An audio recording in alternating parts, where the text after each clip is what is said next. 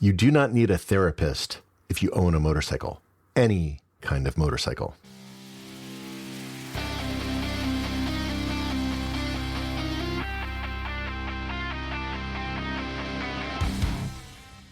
Welcome to the Throttle and Roast podcast. I'm your host, Neil Smearshart.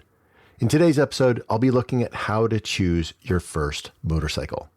I'll look at finding the Goldilocks for you, look at how your dream bike doesn't need to be your first bike, explore some categories that might be right for you, cover used versus new bikes, and a few suggestions of bikes on the market today that I think are perfect for your first bike. Now, for many riders, when they get their license, or even before they get their license, they may be thinking, okay, this is the time for me to get my first bike.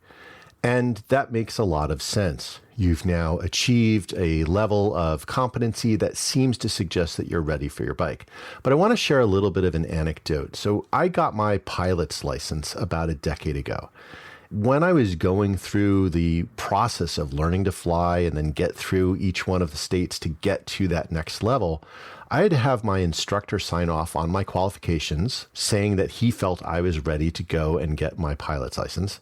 I then had to go with the chief instructor of my flight school, who also had to sign off on me going and getting my practical flight test. And then I had to pass a 2.5-hour written test. Finally, when I get to the day of my check ride, before we even get into the plane, I had an oral exam with the evaluator looking at my risk management approach. And it just so happened that on the day that my first scheduled check ride was meant to occur, there was some bad weather. And I told him that I made the call not to fly that day. He applauded me on that decision and said knowing when not to fly was as important as how to control the aircraft. And when I finally flew my check ride a couple weeks later, as we taxied back to the ramp after landing, he told me congratulations on getting my license. But he cautioned this was just the start of my learning. I essentially had a license to learn. And while I had demonstrated my ability to control the aircraft in a number of situations, experience is truly the best instructor. And I think that same mindset applies to your motorcycle license. In some jurisdictions like the US, the road test is, quite frankly, it's pretty simplistic. It involves a test in a very controlled conditions, and it doesn't have any aspect of judgment evaluation. I'd already had my motorcycle endorsement for nearly 2 decades before I got my pilot's license, and the stark difference in the level of evaluation between the two was eye-opening. I encourage you, if you've just gotten your license, is really think of your license as an opportunity to learn. And your first bike won't be your last bike, but it will be the bike that helps you learn. Now, for many of you, you've gone through the process of getting your license, you've achieved that. This is something maybe you've dreamed of for quite a while, and you have a bike in mind. You have your dream bike that you want to get. This is going to sound a little bit like a damper at first, but don't make your first bike be your dream bike. And the reason for this is pretty important. Before you've really even started to ride, and as I alluded to in that anecdote of my pilot's license, you have demonstrated a base capability of how to ride, but you really haven't learned truly how to ride. You haven't truly learned what it is that you like about riding or not, or what style of riding you like or not. Until you actually get some miles under your belt, it's conceptual. It's an abstract idea. It's not something that you've lived or experienced. So that ideal bike to you, that dream bike, is maybe not the bike that you'll actually end up really wanting in the long run. And I think when you're first just starting out in your riding journey, you want to try as best as you can to set yourself up for success. So if you have a bike that scares you, and thus you're afraid to ride it in certain situations, it'll actually hinder your ability to ride and to learn. So one of the big things is you don't want a bike that's too heavy. Remember, the heavier the bike, the harder it is for you to manage in your garage or at low speeds. And the same could be said for a bike which is too tall for you. If you can barely touch the ground while seated normally, it can affect your confidence. And if you do drop it, would you be able to lift it back up on your own? This is why It may be your dream bike. Maybe you dream of a large, heavy, touring Harley, or maybe you want to get that really tall BMW GS Adventure. And they're great bikes. I don't want to dismiss that in any way, but they're probably not the best first bike for someone. They're a bit too heavy, a bit too big. Another one that we'll sometimes see with beginning riders is don't get something that's too powerful. Now, ego plays a large part in a bike. We see ourselves wrangling the bike beneath us, and the more power, the more thrills is what we sort of imagine. And while this is true, having too powerful of a bike to start can lead to getting overly scared by the bike. You twist the throttle as you leave the dealership and the bike just takes off. You barely hold on to the handlebars, and that movement makes the throttle dig in even more, accelerating quicker and quicker. We've all seen the videos on YouTube of a new rider having the bike get away from them with more power than they were ready for. And this is why it's really critical. So if you have a dream of having a very high power sport bike, I'd really discourage you from getting that as your first bike. Maybe get a bike that is of the style of a sport bike, if that's the aesthetic you prefer. But I would actually say get something that's a smaller capacity so that the power doesn't overwhelm you. You're still getting your bearings. You're still getting used to controlling the bike. And if the bike is overpowering, it's going to be very difficult for you to effectively control the bike. And it may put such a fear in you that you're actually not going to want to ride as often, which is going to hinder your ability to continue to learn.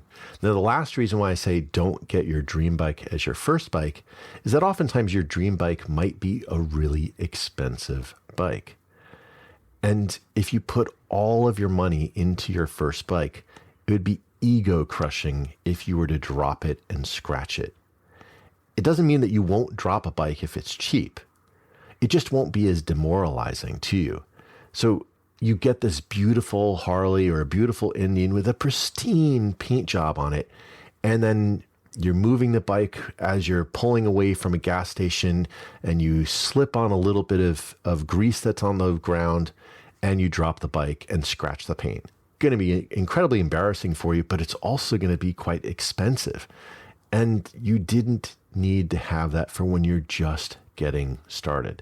So the Goldilocks, don't go too heavy, don't do too powerful, and don't go too expensive. So next I want to talk about which category of bike. Now, when we think of bikes, there's a lot of different categories into them. You can get a naked bike, you can get a cruiser, you can get an adventure bike, a dual sport. There's all of these different categories of bikes. And the thing is, what's really important is you remember, as a new rider, as a beginning rider, you don't have enough experience really to truly know that which you really like. And therefore, what you might be leaning towards as the category of bike that you really think you want, and what you actually want may not actually match. And so maybe you want that big Harley touring bike, and you've never ridden one, so you don't actually know. And until you've tried a few different bikes in a few different situations, you've thought about the style of riding that you want to do. Are you mostly doing local day rides? Well, then do you really need a big touring bike? Probably not. It's a lot of excess weight. You've got these big bags on there that you're never putting anything into if you're not going on a trip.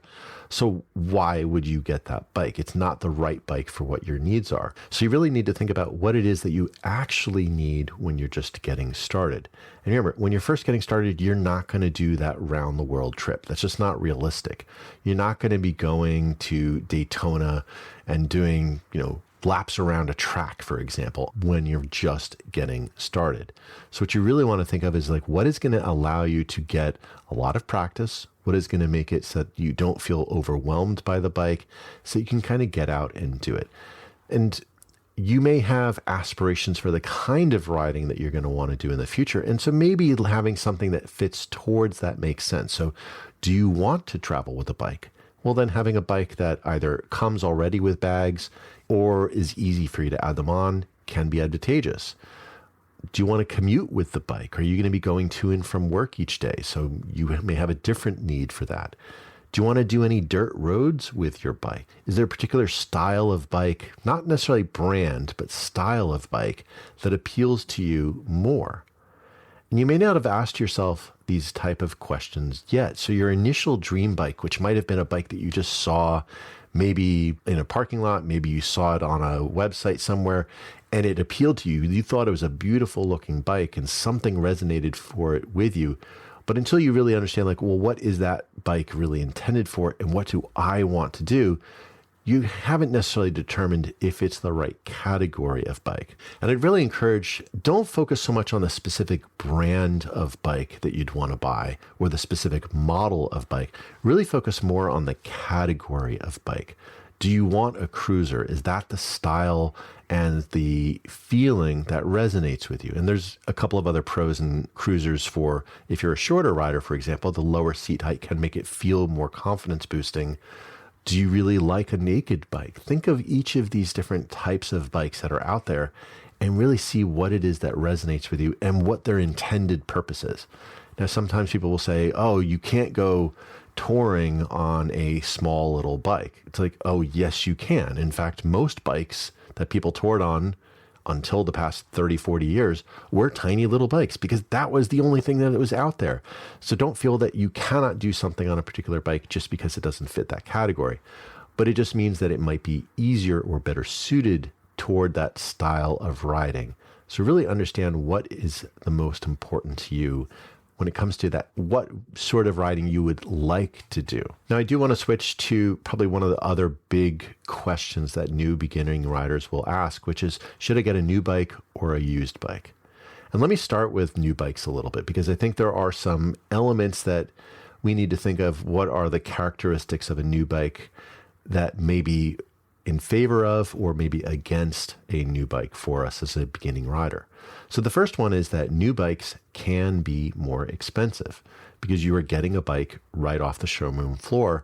It hasn't had any depreciation onto it. And so the bike can be more expensive than an equivalent bike that has been used. This just makes logical sense. While that seems like a deterrent in many ways, that's not the end truth of it, because one of the benefits that you get with a new bike is that you're going to have a full warranty. So any issues that are with the bike will be covered by the manufacturer. Whereas if you're getting a used bike, kind of you got whatever you got and you have to deal with it if it's out of warranty at this point, which is pretty common with used bikes.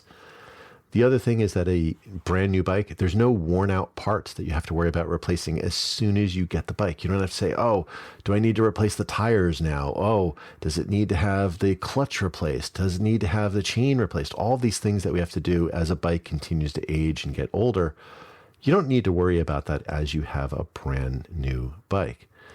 The other thing is, and this is where I would encourage listeners to really think of it a little bit more in a pragmatic way, is just because the bike is new doesn't mean it has to be expensive. There's a lot of lower cost new bikes that are out that are great for getting started. We had an episode a few episodes ago where we talked about some of the new Chinese manufacturers that are out there. They're offering amazing value bikes. They're actually really looking pretty good right now in terms of visually, aesthetically, and they've got some really good quality compared to what they had previously. So the net result is that you can get a lower cost bike that's still new. But let's also look at the other part of the equation. Now, a used bike, of course, one of the benefits you get with a used bike is they can be cheap.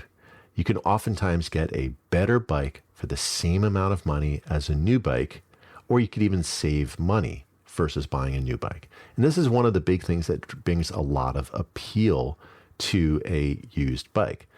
The other element is, as you talked about with, hey, if you get a really expensive bike as your first bike and now you drop it and scratch it, it's going to be demoralizing because now it's got that first little imperfection to it. Well, if you're buying a used bike, they might already have those imperfections. So it's not something you need to feel as worried about for when you have that used bike of, well, my first drop is going to be just horrible feeling because now I've damaged it. I've made it less than perfect. And that's absolutely a factor that a lot of riders will consider in their decision-making practice for whether they get a new or a used bike.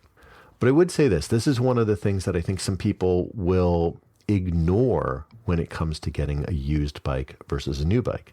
Used bikes can have issues. Sometimes a bike is being sold because the rider crashed it, and it could even have some hidden damage that might be very expensive to fix. Maybe the frame is a little bit bent and you can't really notice it when you're just looking and walking around the bike. Maybe it's got some major engine issue that, yeah, it'll start up and run, but it's going to throw a rod pretty soon because there's internal damage in the engine. All these type of mechanical issues that you could have with a used bike can be quite expensive to repair. You could have other problems that actually just even getting it into working order. Maybe it doesn't have real working brakes. Maybe it doesn't have working signals. Maybe the tires are shot or the brakes are shot, and these all need to be replaced. So you have to maybe spend a lot of time and money and work just to get the bike into a safe working condition. So if you are going to go for a used bike, as a beginner, I would say the most important thing is realize that for many beginners, they don't know anything about motorcycles. So they can't look at it and say, oh, this is mechanically sound or this is the problem. They don't know what to look for because they're a new beginning rider.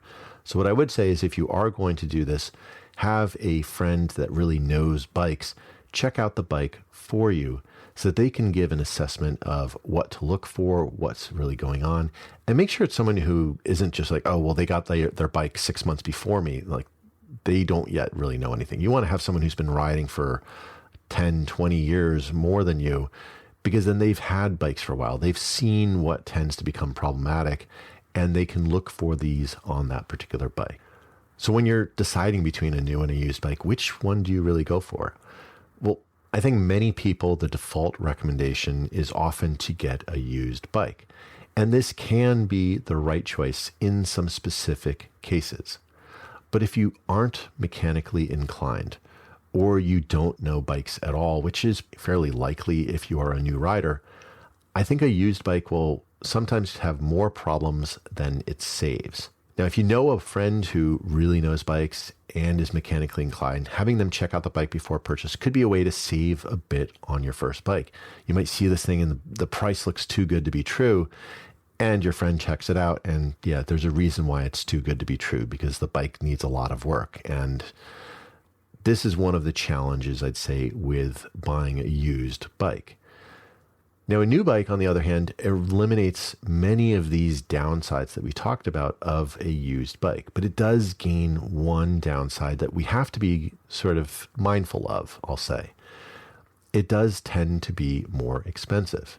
But if you're starting with a reasonable bike to start, the expense may not be quite as much as you thought. So I'm going to offer a few suggestions in multiple different categories of bikes, of some specific models that I would suggest are probably a good one to look at, and what is a good bike for you to consider as a new rider, and what you are looking for to help you continue your learning journey. Remember, you have a license to learn now.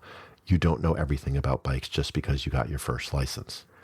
Now, let me start with ADV and dual sport bikes. They are the most popular category of bikes on the market today. And a reason for this is they tend to be sort of a Swiss Army knife. They're capable of being a good touring bike. They're fun in the twisties. You're able to venture out on an off the beaten path. And if you're a tall rider, they can be some of the most comfortable options for you. But if you're on the shorter side, they probably wouldn't be my first pick as your first bike. That extra seat height could make the bike feel a little bit more intimidating. But if we assume for the sake of this conversation that you are maybe a middling size to a taller rider, I'm going to share a few models that I would say are really good bikes for a beginning rider. So the first one I want to start with is the Honda NX 500. Now, if you love the style of an ADV bike and want a brand that is really known for reliability, the Honda NX 500 is a great option. It's less than $7,000 brand new. It's got a 471cc parallel twin engine. It's a 6-speed manual transmission. It has a seat height of 32.8 inches, which is not the highest ADV seat height you'll find, so it could work for some shorter riders. It gives a 4.7 gallon gas tank, which is going to give you a really decent amount of range, especially with a 500cc engine, which is pretty much going to sip gas. It does have 7.1 inches of ground clearance, so you're not going to be doing massive heavy duty trails, but it will let you get out onto those dirt roads and get a little bit off pavement every once in a while. It has a little bit over 5 inches of travel front and rear. So again, it's not going to be for really heavy duty off-road, but it will give you a little bit more suspension travel. Now, there's plenty of riders who like ADV bikes, even if they never go off pavement, and having more suspension travel really works well if you're in an area where the roads are maybe not the best conditions. They have a lot of potholes, they may have expansion joints, etc. Basically, I mean, when I got my first bike, which was an ADV almost 30 years ago now, I loved it because I was riding in New York City and potholes pretty much didn't exist because of the suspension travel on that bike. It was able to absorb all of it. And that's what you'll find with, it's not the biggest suspension travel of ADVs, but the 5 inches will definitely make it more comfortable than a smaller 3-inch that you might find on, let's say, a cruiser. The big thing, and this is why I recommend this bike for beginners, it's 47 horsepower. And this will work for most beginners. Even if you're in Europe and you're getting an A2 license, that will fit within the A2 license engine restrictions. The other big thing is it's a 432 pound curb weight. This is not a very heavy bike by any means. It's easy to move it around in the garage. It's not going to be overwhelming when you're going at slow speeds. So this is an awesome, awesome ADV bike for when you're just getting started. Now, if you prefer a dual sport style of bike and you're tall enough, because in general, dual sport bikes will have taller suspension than an ADV, this is one of the bikes that I think would be a really good option for you to consider. And this is the Honda CRF 300L. Now, 300 cc's does not sound like a lot, but it is enough to be able to get you onto the highway and going. It's less than $6,000 brand new. It has a 286cc single-cylinder engine, and it's a 6-speed manual. So the 6-speed is really critical for allowing it to be able to still have enough get up and go for the highway. It's not going to be the quickest accelerating bike, but it will have enough in 6th gear to be able to still run comfortably on the highway. It has 10.2 inches of travel front and rear. This will definitely let you get much more off-road than an ADV bike like the Honda that we just talked about. But this is why I say really only consider this bike if you are a taller rider. It's a 34.7 inch seat height, which can be a bit too tall for all but the tallest riders. And the 27 horsepower that the engine provides is not going to be overwhelming. The other big thing is its 311 pound curb weight doesn't require a huge amount of strength to move around, or when you're picking up the bike if you drop it when you're riding off-road. So really, really lightweight. Now, if you want to go even lower cost, and maybe your intention is not to ride so much on the highways, look at the Honda XR 150L. This is an even lower cost dual sport, good for around town. So the Honda XR 150L is less than $3,400 brand new. It has a 149cc single-cylinder engine. It's a 5-speed manual, and this is why I don't think it will be quite as helpful for you on the highway. It might get up a little bit quicker, but that 150cc is going to really struggle if you're getting up to 60, 70 miles an hour. It's a 32.8 inch seat height, so it's a little bit more approachable than that CRF 300L. But part of that is because it also has a shorter suspension travel. It's 7.1 inches in the front and 5.9 inches in the rear. So it is still less than that 300, but still a little bit more than the NX 500. And a 282 pound curb weight means this thing is really easy to pick up. So if your intention is more for riding around town and off the beaten path, the Honda XR 150L is a really good option. So let's move away from the adventure and off-road or dual sport bikes into more of maybe a naked style of bike. Maybe you look at these bikes and you say, I just want something that looks like a regular old bike, like they've looked at for years. And this is the beauty of naked bikes. They don't have a whole bunch of body cladding. They're not really having a whole bunch of luggage capability onto them. They're really just meant as it's a good, solid, all-around bike. And that's why they are a very popular option. And there's a few different models that I would suggest as encompassing this style of motorcycle, but still being really good for beginners. And the first one I'll talk about is the Royal Enfield Hunter 350. Royal Enfield actually has many different options in their 350cc engine capacity, but the Hunter has a style that's not that dissimilar from the Triumph Street Twin, so it can be really appealing, especially to someone who likes a little bit more of a modern style. If you prefer it much more retro, you could look at some alternatives like the Classic or the Meteor, which will have fairly similar specs and price to what I'm going to go over here with the Hunter 350. Now, this bike is less than $4,500, brand new, not a used bike, brand new, less than $4,500. It has a 349cc single-cylinder engine, 5-speed manual transmission. It's 20 horsepower. It's not going to be the fastest bike on the sun, but it will still get up to highway speeds. It has a 399-pound curb weight, so it's not going to be overwhelming, and a 31.1-inch seat height will work for the vast majority of riders. So this bike really fits a lot of the needs for a lot of riders. Now, I'm going to talk about another model within the Royal Enfield line, which I'd say is it still will fit into an A2 license. So if you're in Europe, it's still a really good bike for this. It's not going to be super overwhelming, but it is a little bit bigger. And that would be the Royal Enfield INT 650. And this is really, you could think of it like a larger size version of that Hunter 350. This time it has a parallel twin engine in 648 cc's. The bike is less than $6,200, brand new. It bumps from a 5-speed manual to a 6-speed manual, and from 20 horsepower, it bumps up to 47 horsepower. So you'll have a little bit more get up and go, still fitting within that A2 license requirement though. So it is still going to work for a beginner. But if you want something that is a little bit more power, probably something that could last with you for a little bit longer as your first bike, the 478-pound curb weight is obviously more than what you saw with the Hunter 350. So if you're on the smaller side, I'd probably push you more towards the 350. If you're a little bit of a larger person, the INT 650, the Interceptor 650 is going to be a perfectly fine option. It's slightly taller seat height too. It's 31.6 instead of 31.1, but it'll still work for the vast majority of riders. Now, another great option to consider within this range would be the Triumph Speed 400. Now, Triumph has an entire lineup of 400cc bikes that are really perfect for the vast majority of beginners, and they really look good too. These are less than $5,500, brand new.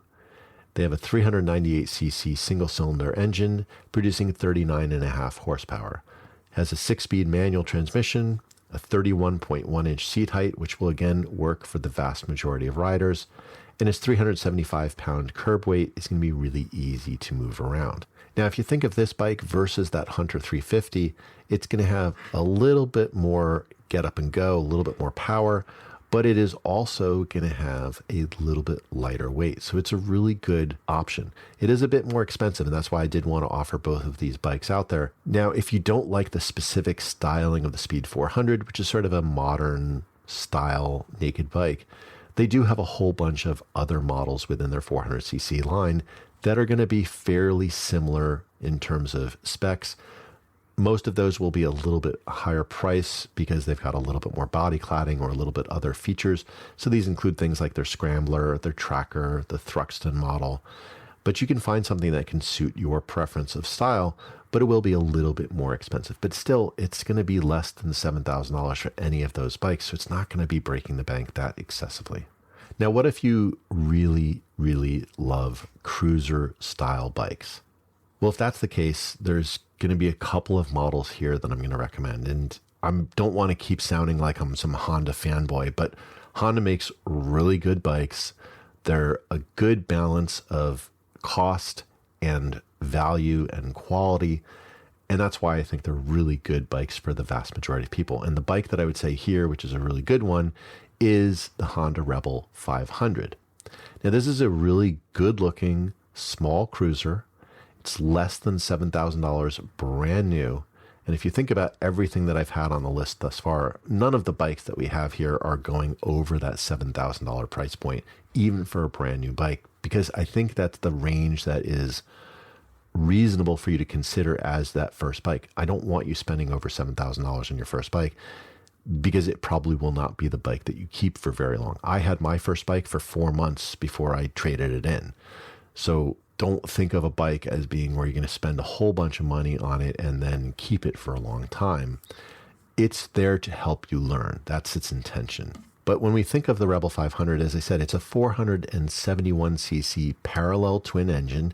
Now, parallel twin engines sometimes don't get as much respect as I think they should. They're a really solid engine. They're a very popular engine configuration. You see them in a huge range of bikes. I have a parallel twin in my F900 GS. It's a nice motor. They can have a really cool character to them. And if they are set at a particular configuration of how the firing order is done, they can actually have a V-twin style sound and feel to them. So they can be a really good engine. Now, in this particular application, the Rebel 500, it has less than 45 horsepower, will again work completely fine for an A2 engine license. It's a 6-speed manual. Now, here's where it really starts to change the dynamic if you're really on the shorter stature. It's a 27.2 inch seat height. This will work for most anybody. It's not going to require a lot of long legs for you. And this can help give you more confidence as you're sitting on the bike and still able to flat foot it very, very easily. You don't need to flat foot a bike to have confidence in it, but especially when you're getting started, it can make it feel more comfortable for you. And that's why I think this is a good option for it. It's a 414 pound curb weight, so pretty lightweight when it comes down to all these. None of the bikes I'm talking about here are more than 500 pounds. They're intentionally keeping it light.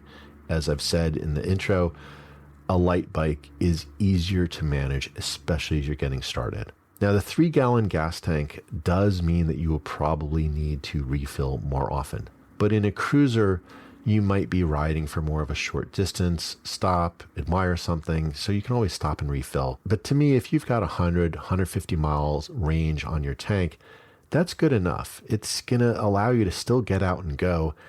In the vast majority of places around the world, you're going to be able to find another gas station within that range. So it's okay. And especially when you're just getting started, you're going to want to take breaks more frequently. So that sort of range isn't going to be terrible. Now, another bike that I do want to point out, and this is the bike that I probably lean on as saying my overall top pick for most riders. And the reason is that it has a lot of the characteristics that we've talked about thus far. It's going to be not intimidating when it comes to a power perspective. It's not going to be overwhelming when it comes to having a high ride height. It's not going to be very heavy. And that's something that's really critical, those 3 elements. But in this case, there's another feature of this specific bike that I think is really something to consider if you're a beginning rider. And this is the Honda Rebel 300 E-Clutch model. Now, this is a new entry that came out in the past year or so. What I like about this bike is it's less than $5,500 brand new. So not a lot of money to be putting out into a bike. It's a 286cc single cylinder engine, putting out about 27 horsepower. It's not going to be overwhelming to you. It's going to be very confidence inducing for you. And the big key thing for it is this has a 6-speed manual transmission with an E-clutch. And the reason why I think this is really interesting is certainly here in the United States, but becoming more prevalent around the world, is there's a huge number of people who have never driven a manual transmission car. And if you're getting onto a motorcycle and it's your first time riding, and now you're not only having to learn how to ride a motorcycle, but also how to then deal with a clutch, deal with a manual transmission, it can feel like, oh my God, this is just too much. It's too many different things I'm trying to manage. And what's nice about this specific setup here is the E-clutch kind of allows you to use the clutch or not use the clutch. So it allows you to kind of start off in almost like a CVT style where it'll automatically engage the clutch as you give it more throttle. You don't have to worry about constantly switching out the clutch and getting something going. It can work really easily. But then as you become more confident, now you can start using the clutch manually and still be able to ride the bike. So it's a bike that allows you to kind of slowly grow with your confidence. And that's what I really like about this specific bike. Now, just like its larger 500cc option, it's a 27.2 inch seat height. Again, really good for shorter riders. but it is also a little bit lighter than the 500. It's 379 pounds for curb weight. So if you're a smaller rider where pushing around a much heavier bike is going to be a little bit more challenging, this becomes a really good option. It's still the 3-gallon tank, so not going to give you quite as much range as a larger tank would. But again, being a smaller CC, it's going to be fairly frugal when it comes to fuel economy. So you'll still get that 100, 150 miles of range without an issue. Now, I did want to share a few honorable mentions, specifically if you're looking at getting a bike only for urban use. And this is not an unusual use case, certainly not for in Europe. A lot of riders will consider this. The bikes that I've mentioned before, I think, work for the vast majority of riders. But if you are that urban rider and you're looking for something maybe even a little bit cheaper than some of the options that I've listed out thus far, then take a look at some of the mini motos from Honda. And these are bikes like the Grom, the Monkey, the Trail 125, the Dax 125.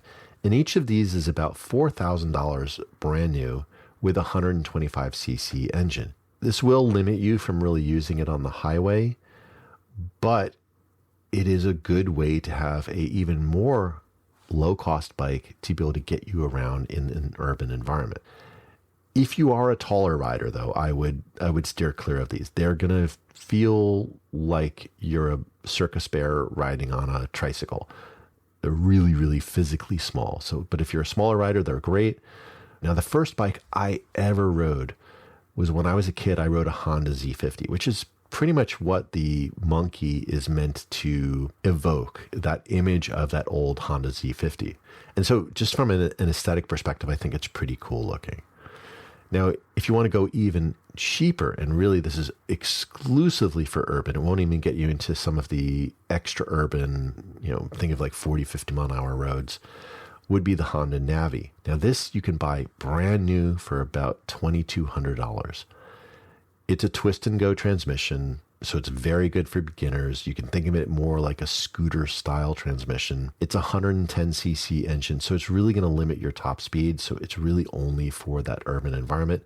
But if you're looking for the absolute cheapest option you can do for a brand new bike for urban use, the Honda Navi is definitely one to look at.